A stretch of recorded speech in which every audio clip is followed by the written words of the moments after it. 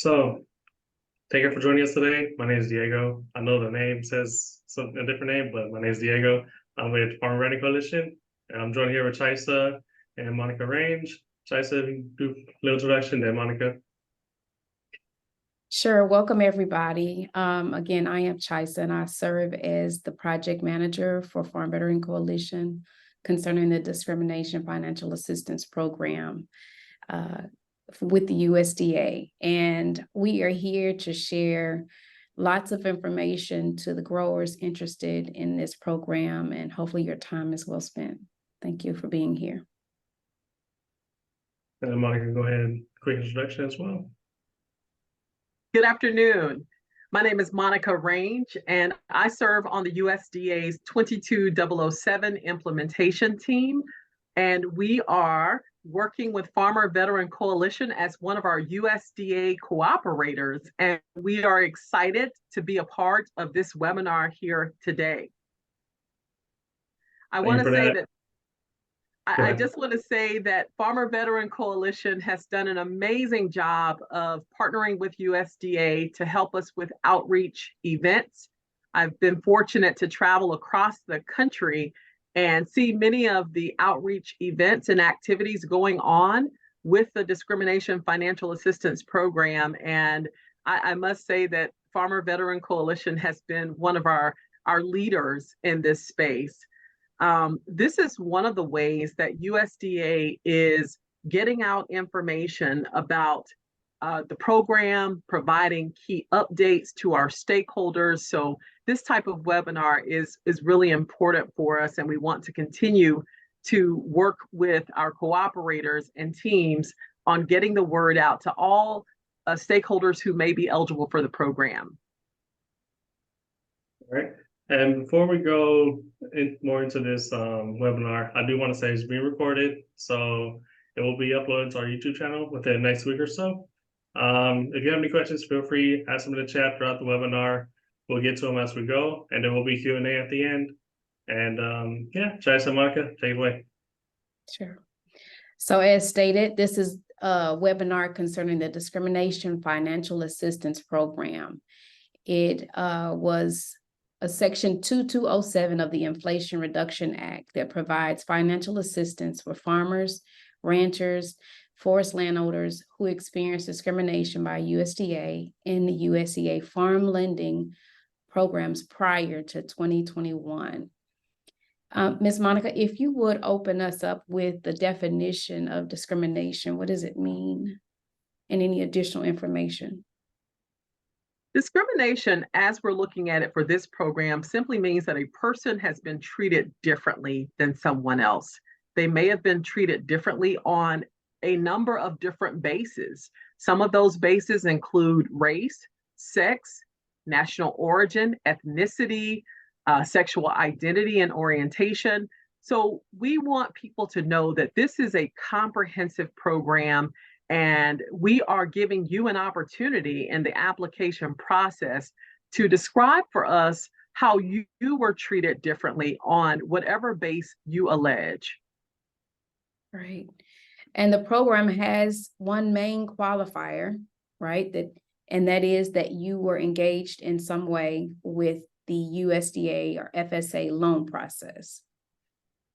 Yes, the Discrimination Financial Assistance Program, Chisa, there is one defining element, and that is you must have experienced discrimination in a farm lending program. The USDA administers many types of programs, but this program is only applicable if you were engaged in a farm loan program. And we know that our farm loans fall into two categories: direct and guaranteed lending programs. Specifically, our direct loans will qualify, and whether or not a guarantee loan will qualify depends on the factual circumstances. If the discrimination that you allege took place from a person with USDA, that may apply. But if you have questions about whether or not your guaranteed loan is applicable for this program, certainly reach out to us and let us know the facts of your case.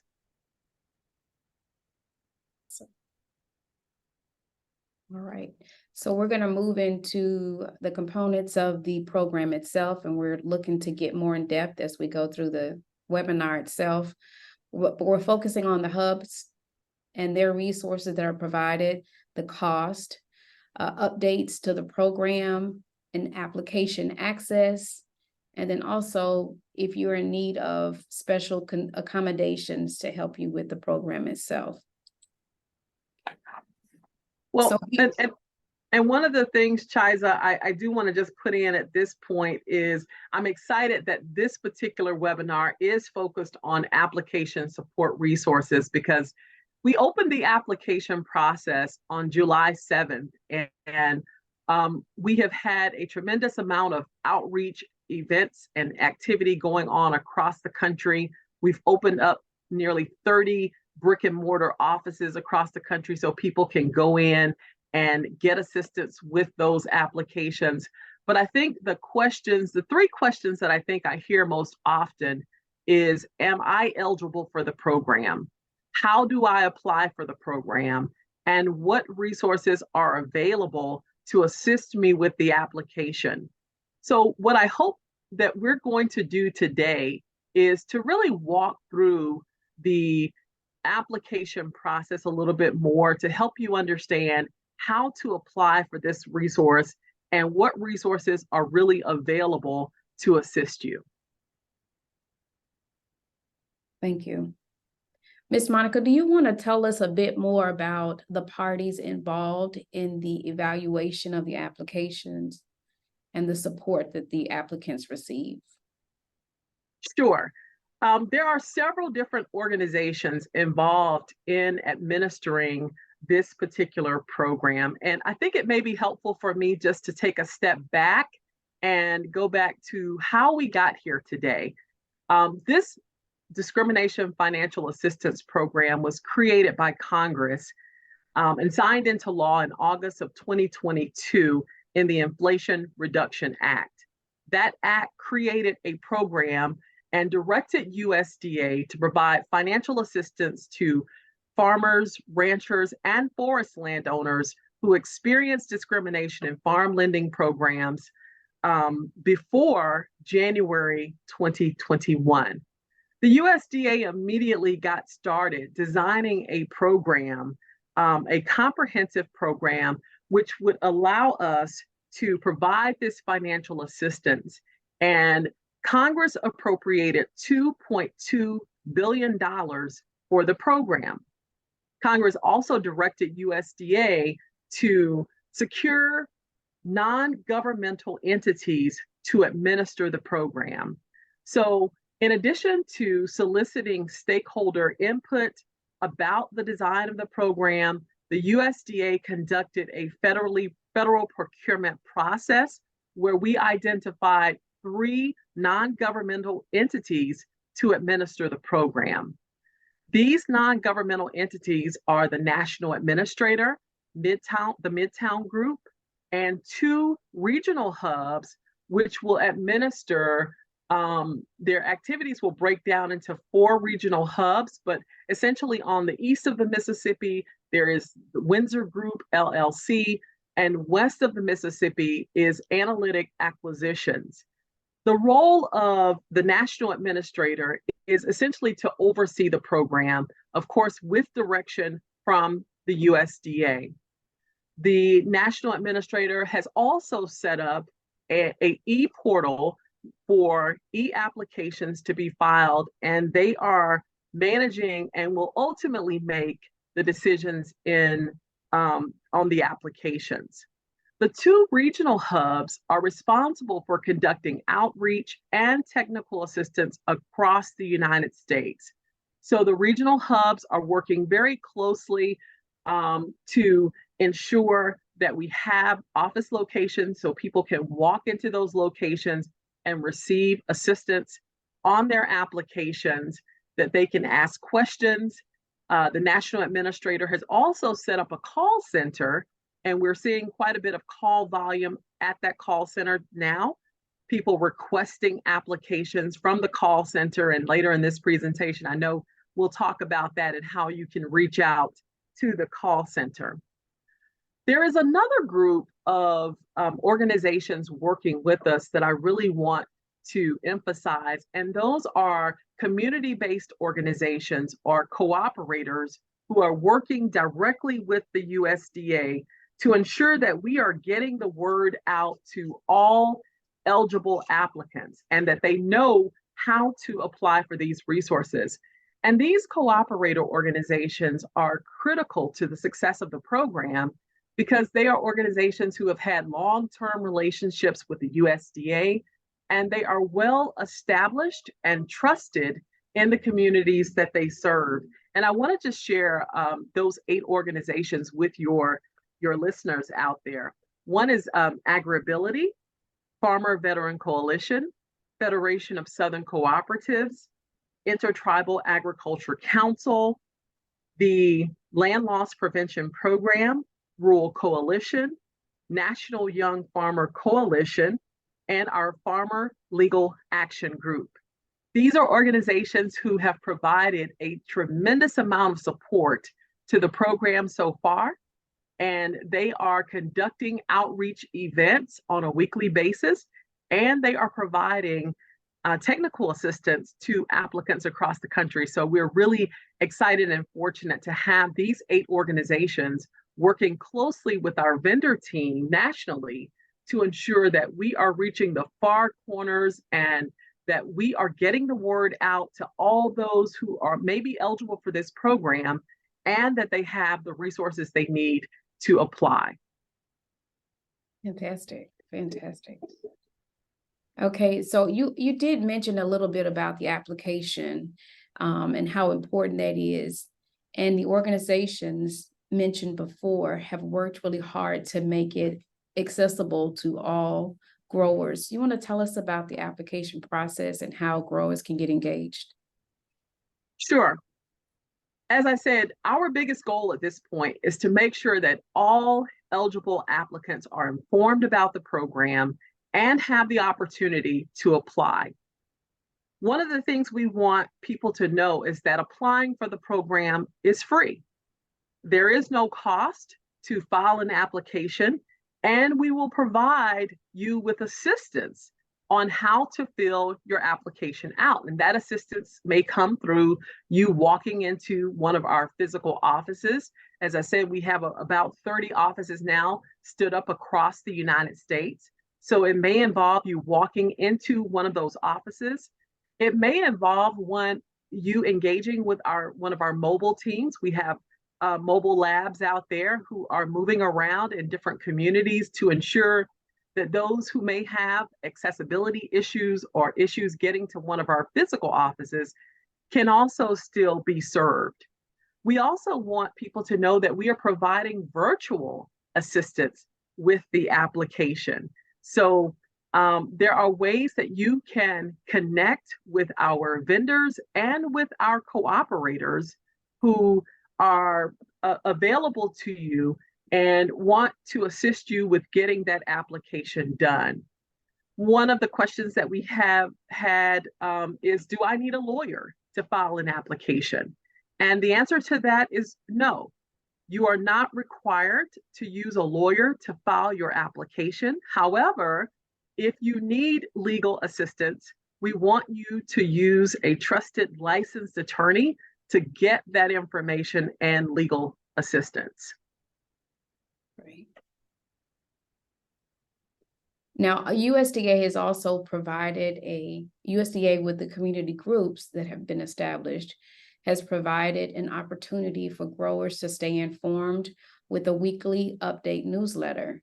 And its goal is to make sure growers have day-to-day, week-to-week information about how you can get connected with TA assistance or questions you may have.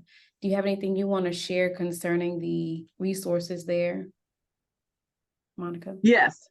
The newsletter is an opportunity for you to see the most recent program updates. We usually post those program updates on our website as well. That's www.22007apply.gov. So if you need information about the program. Certainly our newsletter is a great way to stay up to date on what is going on with the program. Also, our website is a great resource tool. We have resources listed on our website, including our upcoming events, so that you can see what events are happening in your community and in your area and take advantage of those events. I also mentioned our brick and mortar office locations.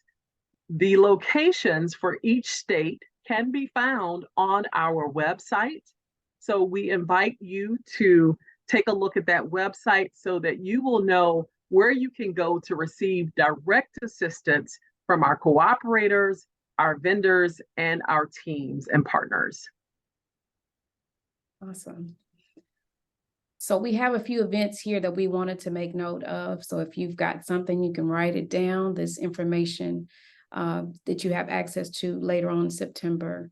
So we've got a podcast that was recently distributed via the FVC, our Farmer Veteran Coalition website. That'll give you some more information concerning the DFAP program. There is a standing virtual info session that happens weekly and is provided by one of our cooperators as well. And that information will be in the link that you can get connected to. If you're in the North Dakota area, the Big Iron Farm Show is coming, and we have several vendors working with the team that'll be there. If you have questions, if you want to pick up an application, TA will be on site there as well. And then also we have another event in Texas where we have an exhibitor booth there available to answer questions and pick up applications as well. And these are just a few of the events that are happening in September, but know that there's many ways to get connected with the information or people who can share the information with you. So. Absolutely, Chiza. Again, I commend FVC for the outstanding outreach that you are providing to your membership and your network. The events have been high impact outreach events, and this is what you see here is just an example of some of that high impact outreach. I've had the opportunity to travel around the country and be a part of some of these outreach events, and they are a great way to connect farmers to the program, to make sure that farmers understand the deadline for applying for these programs. And at some of these events, we've actually even had our technical assistance teams set up computers so that farmers can apply on the spot. And that has been a wonderful thing because it really takes the program to the farmers.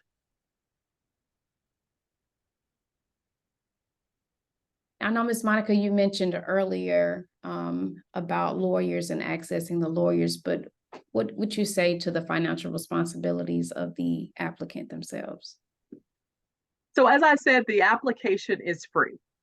We are offering free assistance to complete the application. And we want people to really be informed and make an informed decision here. As I said earlier, we encourage you to take advantage of our vendors and their offices, walk into those offices and get assistance, or take advantage of Farmer Veteran Coalition and our other cooperators who are working in your communities to ensure that you have the resources you need to apply for free. In the event that you need a lawyer, you need legal advice about your situation, we certainly we'll leave that up to you to make that decision. But if you need a lawyer, we would suggest that you get a trusted licensed lawyer in your state to advise you. And one of our cooperators has, the FLAG team has worked to build a guide that could help support applicants as they go through the application process step by step. And we've put that in the link as well, so you'll have that information as you begin the application process. And Chiza, let me just use this opportunity to talk about, we have seen, and particularly earlier in the application process, a number of scammers attempting to contact farmers, have them give personal financial information. The USDA will never call you and ask for personal financial information. So just be aware that if you suspect that you have received a phone call from someone who potentially could be a scammer, who is asking you for personal information or is asking for a fee to do your application, we do have a hotline set up where you can contact USDA's Office of the Inspector General to report such activity to us. Great. All right. So this next slide is an indicator of some updates based on the information that has been put out through USDA. There are some changes, and Ms. Monica is going to speak to those changes. Yes, one of the changes that we want people to be aware of is that we have extended the deadline to request documents from the USDA to September 29th, 2023. That is important because the original deadline was September 6th, and that deadline has expired. So we want people to know that, number one, the application process is designed such that you do not need to attach additional documentation. And as I've traveled across the country, one of the concerns farmers have raised is, well, my case happened 20 years ago and I don't have any documents. Should I apply for the program? And the answer to that is yes. We fully expect that due to the passage of time between when some of the discrimination took place and today, that documents have been destroyed, they don't exist anymore. In fact, even at the USDA, we have a records retention schedule that we follow, and certain FSA records do not exist anymore. They have been purged from our records. So even if you request those documents will not exist. But we don't want that to deter you from applying for the program. The application is designed for you to fully tell your story, and that will give you the opportunity, even in the absence of any FSA records, we can understand that discrimination did occur in your situation. So we want to encourage you to put your best application forward, seek out the assistance of our vendor or cooperator teams to assist you with the application, and they will fully understand. They've been trained on how to apply and fill out the application, and they will assist you with filling out that application, even if you don't have any documents or records. In some cases, if there are others that witnessed your discrimination or may have been aware of the discrimination, you might decide to use an affidavit to corroborate or to support your application. But the bottom line here is this: documents or the lack of documents should not deter you from filling out an application. Do your best to make your application complete and accurate and tell your story.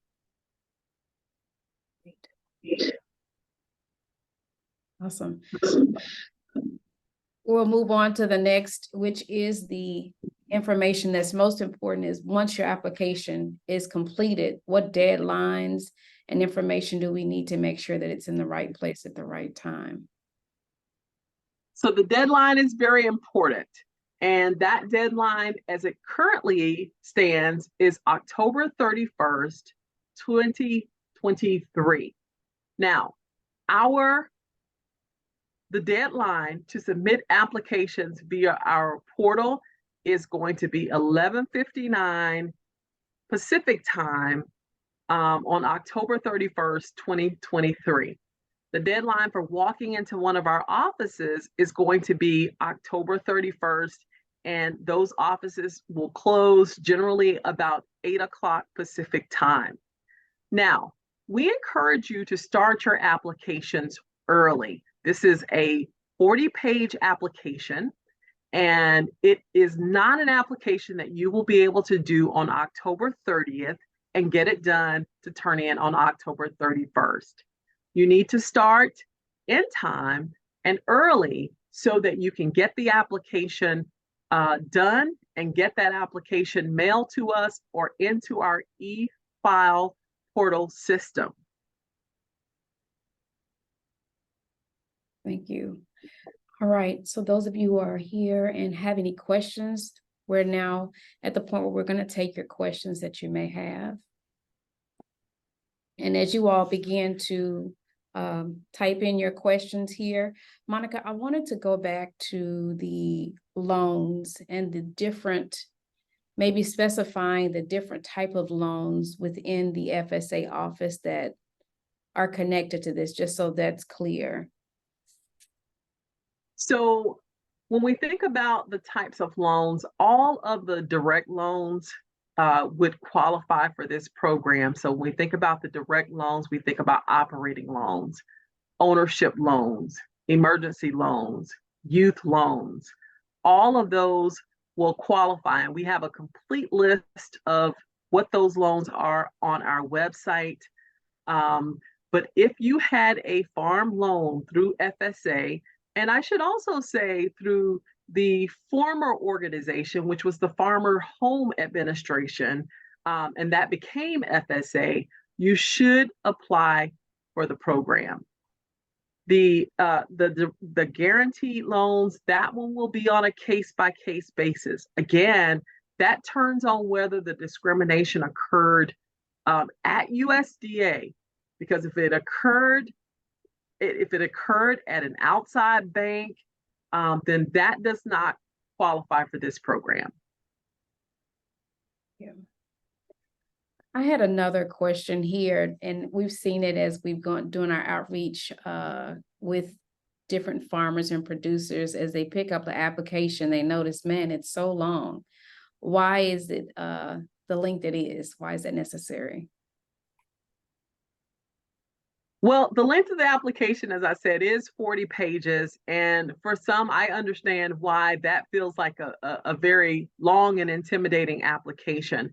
And what we wanted to do when we designed the application was to ensure that we gave people the space to really tell their stories.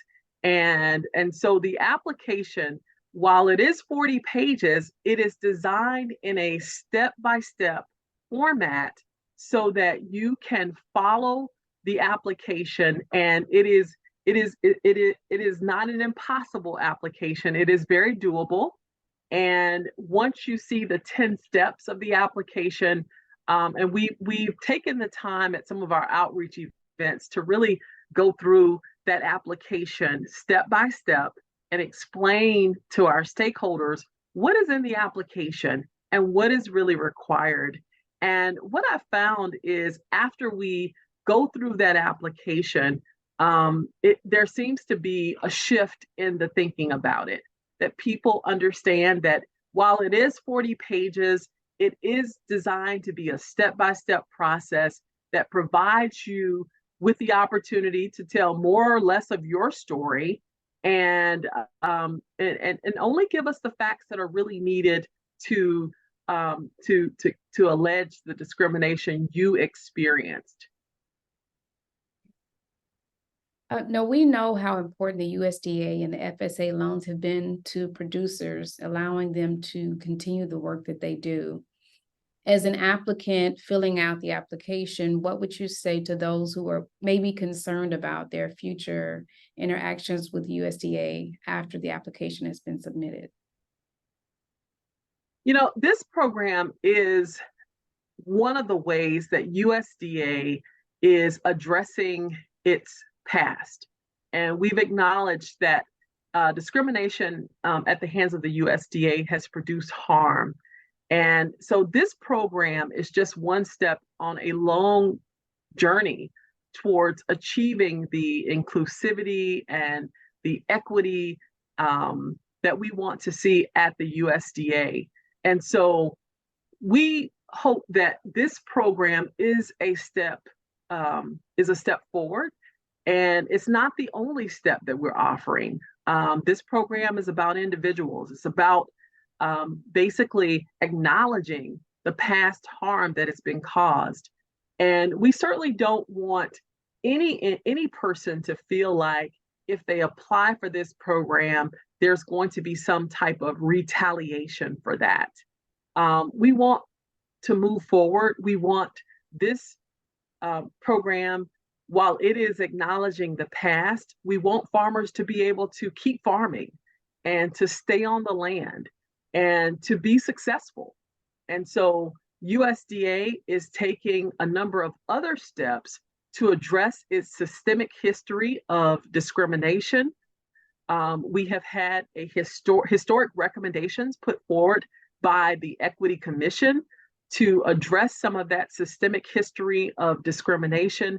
And so we want our farmers, our ranchers, our forest landowners who are thinking about applying for this program to not fear that this program will be used against them and that there will be some type of retaliation against them for applying for this program. And certainly if there is any retaliation or a sense that that someone is treating you differently because you're applying for this program, please make the USDA aware of that immediately. And certainly if you have a situation involving discrimination right now, we would encourage you to reach out to our Office of the Assistant Secretary for Civil Rights to file a discrimination complaint. Great. Thank you for clarifying that to our growers. Looking to check to see if we've answered all of the questions in the chat.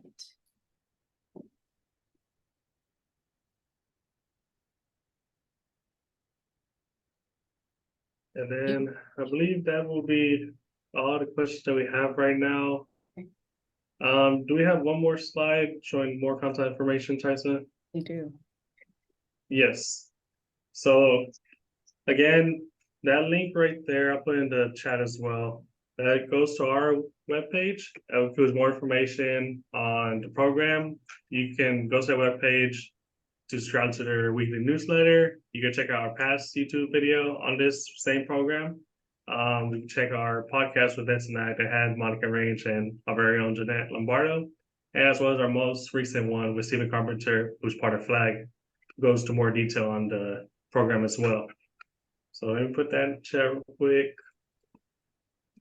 Feel free to go to that link, share it with your colleagues, with anyone that you think will be interested in the program. Again, if you need any assistance, please reach out to us through the support email or just calling us. And you can also go to the links and head to the website for the discrimination program and reach out to them as well. I believe that's all the time we have for today. Any more words from you, Monica? Well, I certainly want to just thank you, Diego and Chiza, for the invitation to join you today on this webinar. This has been a wonderful opportunity to provide some program updates.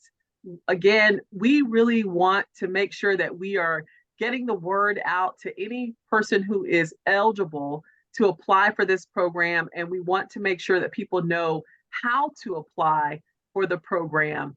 And so we appreciate this and other ongoing outreach that you are doing to help us to meet that goal and to ensure that the program is a success. So thank you all so much for your leadership here and for Ms. Jeanette and others who are leading at Farmer Veteran Coalition. Thank you for that, Monica. Anything else from you, Chiza? I just want to say thank you again, Ms. Monica, for taking the time to share this information and stand representing USDA in this process and understanding how important it is that we all participate and share our stories, as you would say. So thank you for making us feel more comfortable to do so. All right. So again, thank you all for joining. This will be on our YouTube channel within the next week or so. I have to do some editing, but again, reach out to us if you have any questions. We know it's a long application, it's a long process, but we're here to help you. Just reach out to us if you have any questions. Thank you all for joining, and I hope you have a great day.